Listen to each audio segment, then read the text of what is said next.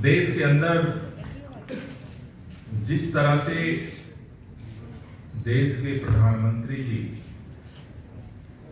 तानाशाही पूर्ण रवैया अपनाते हुए इस देश में लोकतंत्र की हत्या करके देश की राजधानी दिल्ली के मुख्यमंत्री अरविंद केजरीवाल जी को जिस तरह से गिरफ्तार किया है, आज पूरे देश के अंदर जो लोग इस संविधान से मोहब्बत करते हैं, लोकतंत्र से मोहब्बत करते हैं, जो लोग इस देश की संवैधानिक संस्थाओं से मोहब्बत करते हैं, सभी लोगों के दिलों में आक्रोश है।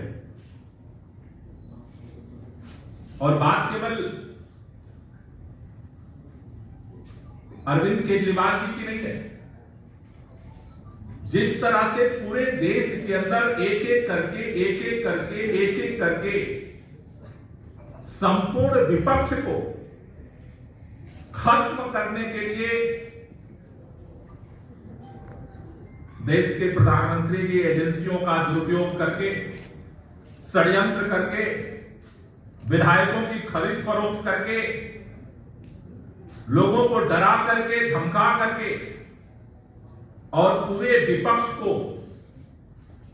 या तो पैसे दे करके खरीद रहे हैं या फिर ईडी सीबीआई से धमका करके अपनी पार्टी में शामिल कर रहे हैं, या फिर जो सुनने को तैयार नहीं है, जो न बिकने को तैयार है, न झुकने को तैयार है, न रुकने को तैयार है, उन सारे विपक्ष के नेताओं के खिलाफ फर्जी मुकदमे करके उनको गिरफ्तार करने की साजिश हो रही है। दिल्ली के मुख्यमंत्री माननीय अरविंद केजरीवाल जी की गिरफ्तारी से पहले हम सब ने देखा कि किस तरह से झारखंड के अंदर वहां के मुख्यमंत्री को गिरफ्तार किया गया।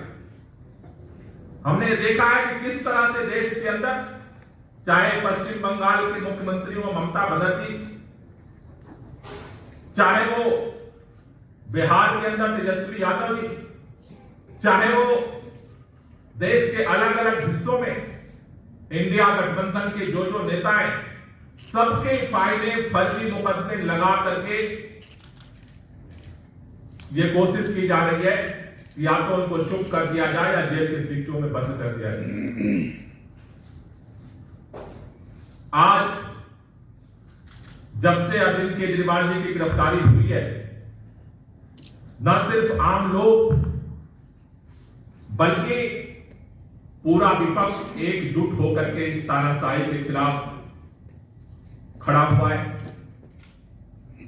दिल्ली की सड़कों पर, देश की राजधानियों में, अलग अलग हिस्सों में लगातार विरोध प्रदर्शन हो रहे हैं और यह आंदोलन आगामी दिनों में और तेज होगा। दिल्ली के अंदर एक तरफ तो मुख्यमंत्री को इन्होंने गिरफ्तार कर दिया और दूसरी तरफ पूरे दिल्ली को इन्होंने छावनी में तब्दील कर दिया। रात में मुख्यमंत्री जी की गिरफ्तारी हुई, जो भी विधायक, चुने हुए विधायक पहुंचे उनको उठा लिया गया, गिरफ्तार कर लिया गया। सुबह सुबह विधायक मंत्री मुख्यमंत्री जी के घर उनके परिवार के लोगों से मिलने पहुंचे, उनके परिवार को हाउस अरेस्ट कर दिया था, किसी को एंट्री तक नहीं दी गई। प्रोटेस्ट का काल था, आम आदमी पार्टी के कार्यालय को उन्होंने छावनी में तब्दील कर दिया। चुनाव आयोग कोड ऑफ कंडक्ट लागू किया हुआ है। ऐसे समय में एक राष्ट्रीय पार्टी के कार्यालय को सील कर दिया गया।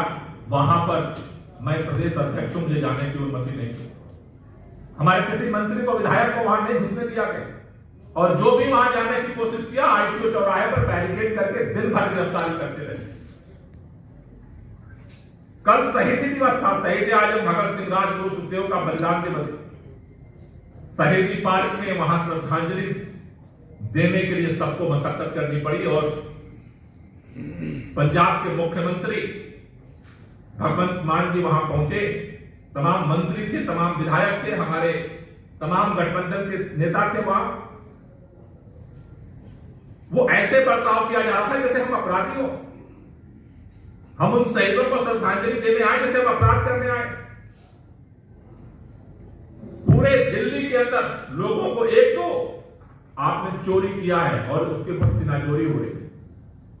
साथियों, भारतीय जनता पार्टी बार बार कह रही है अरविंद केजरीवाल को, विपक्ष के नेताओं को हम इसलिए गिरफ्तार कर रहे हैं कि उन्होंने भ्रष्टाचार किया है। उनके भ्रष्टाचार के आरोप की भी धज्जियां सुप्रीम कोर्ट के फैसले ने उड़ा दी है। जिस तरह से इलेक्टोरल बॉन्ड के चंदा चोरी का काला चिट्ठा आज देश के सामने खड़ा हुआ है, मुंह बाए खड़ा है, काला चिट्ठा सबको दिख रहा है।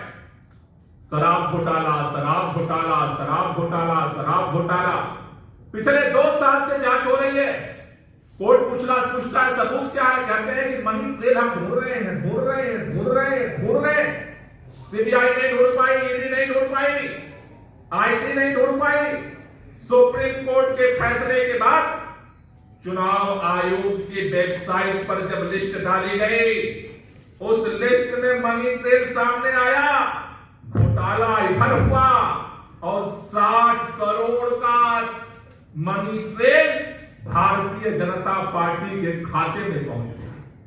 शरद रेड्डी, जिसको इन्होंने पहले गिरफ्तार किया, उसके बाद उसको जमानत दे दी।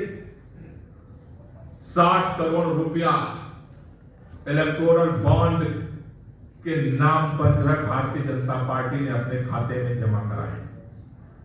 मनी ट्रेल सामने आ गया, लेकिन अब सीबीआई बोल सकती है, ना ईडी बोल सकती है, ना कोई नहीं बोल सकता। और भारतीय जनता पार्टी के नेता चुप बैठे हैं। मैं कहना चाहता हूं कि अगर हिम्मत है तो बताओ ये भ्रष्टाचार क्यों किया। 8,000 करोड़ से ज्यादा रुपया हमारे कांग्रेस के साथी बैठे हैं, खाते सील कर दिए। कांग्रेस पार्टी आज प्रचार नहीं कर सकती। और दूसरी तरफ चंदे के नाम पर 8,000 करोड़ रुपया वसूल लिया।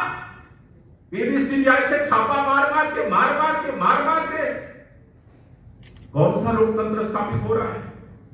इसलिए आज पूरा विपक्ष इकट्ठा हो रहा है, क्योंकि इस देश के सामने खतरा है।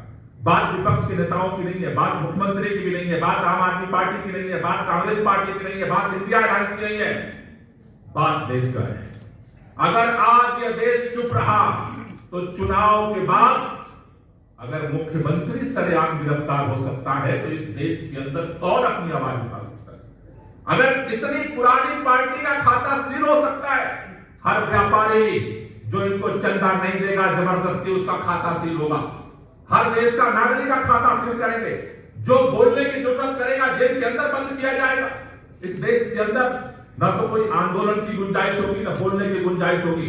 इसलिए इस तानाशाही के खिलाफ दिल्ली के अंदर जिस तरह से इन्होंने पुलिस छावनी बनाई है, इस लड़ाई को और तेज करने के लिए और व्यापक बनाने के लिए हम लोगों ने यह निर्णय लिया है कि 31 तारीख को रविवार के दिन 10 बजे पूरी दिल्ली रामलीला मैदान में इकट्ठा होगी। महारैली इंडिया गठबंधन मिलकर के महारैली 31 तारीख को 10 बजे रामलीला मैदान चलो का नारा गूंजेगा दिल्ली के अंदर। और न सिर्फ दिल्ली बल्कि पूरे देश के लोगों से मैं अपील करना चाहता हूं, जो लोग इस संविधान में विश्वास करते हैं, जो लोग इस लोकतंत्र में विश्वास करते हैं, चाहे वो राजनीतिक पार्टी के हों, चाहे सामाजिक संगठनों के हों, चाहे व्यापारिक संगठनों के हों, जो लोग इस मुल्क से मोहब्बत करते हैं, उन सबसे मेरी अपील है कि 31 तारीख को 10 बजे रामलीला मैदान चलो और इस देश को बचाने के लिए, इस तानाशाही को खत्म करने के लिए अपनी आवाज को हम वहां से बुलंद करेंगे और वहां से और मिल करके इस संयुक्त लड़ाई को और देश के अंदर आगे बढ़ाएंगे।